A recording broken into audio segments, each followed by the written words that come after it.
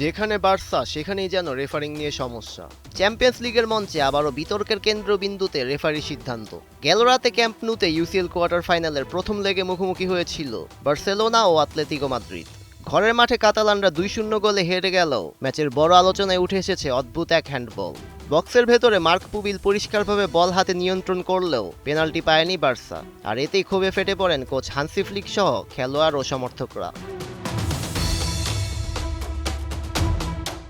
প্রথমার্ধ শেষে তখন হুলিয়ান আলভারেসের গোলে 1-0 এগিয়ে রোজি ব্লাঙ্কোরা। ম্যাচের 54 মিনিটে আতলেতিকো গোলরক্ষক হুয়ান মুসো মার্ক পুপিলের কাছে বল ঠেলে দিলে তিনি সেটি হাত দিয়ে থামান। এরপর আবার নিজেই নেন গোলকিক। পুরো ঘটনাটি মাঠে বিভ্রান্তি তৈরি করলেও রেফারি ইস্তোবান খেলা চালিয়ে যেতে বলেন। এমনকি ভিডিও অ্যাসিস্ট্যান্ট রেফারি ক্রিস্টিয়ানো কোনো হস্তক্ষেপ করেননি।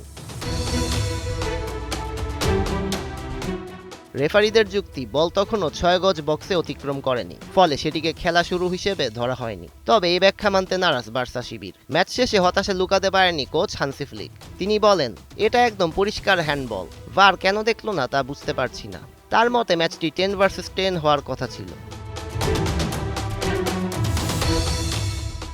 এমন বিতর্ক নতুন নয় ইউরোপিয়ান ফুটবলে। 2 বছর আগেও আর্সেনাল বায়ার্ন মিউনিক ম্যাচে একই ধরনের ঘটনায় পেনাল্টি না দেয়ায় ক্ষোভ ঝেড়েছিলেন তৎকালীন বায়ার্ন কোচ থমাস তুখেল। বারবার এমন সিদ্ধান্তে প্রশ্ন তুলছে ভার ব্যবহারের ধারাবাহিকতা নিয়ে।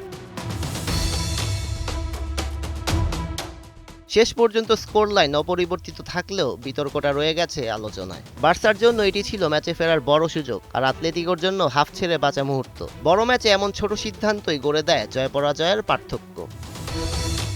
সৈয়দ রেজওয়ান রহমান, ৭১।